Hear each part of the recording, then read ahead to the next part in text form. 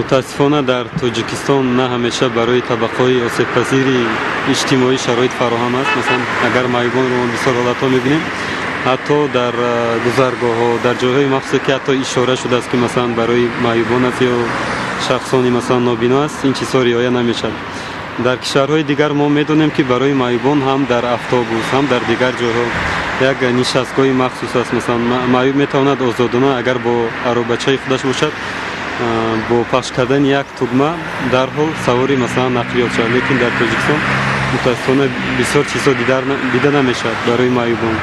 мода нест. Бисёр ҷо дод вам дар назди гипраза мешинам ман. Ами ай пешеход мошино гузаштанӣ намемонад. ҳолон ки дар уҷа светофорҳо нест, лек пешеход задагӣ ва пешеход мондагӣ нигоҳ намекунад. ҳоло одамо сиятара гузаштанӣ намемонад. маъюбот ва фикри мо шароит муҳайё нест барои маъюбон. Деги дарра буген ки хеле нест, шароит нестай. شرایط میشنم کورم یگون شرایط میکردن آقام که امروز هم گریم اومد کم کورا فروردی فرو که تو ما دست نمیتی در راه گذاشتن و برای در مقصد در کارخانه ها و دیگر ادارهایی که اونها با یک کاری با یک درخواست میگذارند اونها تامین هستند. در ترکیه قانونی هست که در کارخانه‌های دولتی و شخصی همون باید 10% از کارگران معیوبان باشند.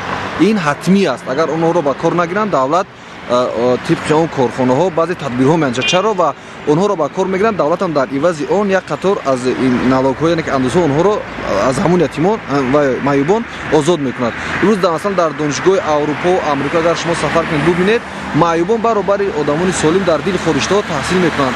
اما در کشور ما شاید انگشت‌شمار باشد. خارجه حکومت نه پندش میگن همین هر یک پدیز به پندش دارن.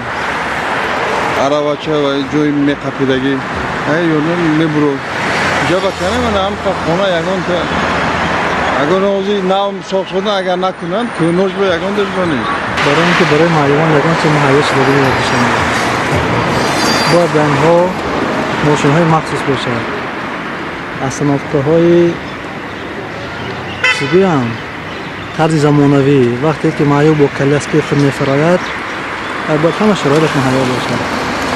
همین لیسنس ها باید مخصوص جو باشد که باید به حضور برآید. یگان شرایط یگان چیز من ندیدم در همین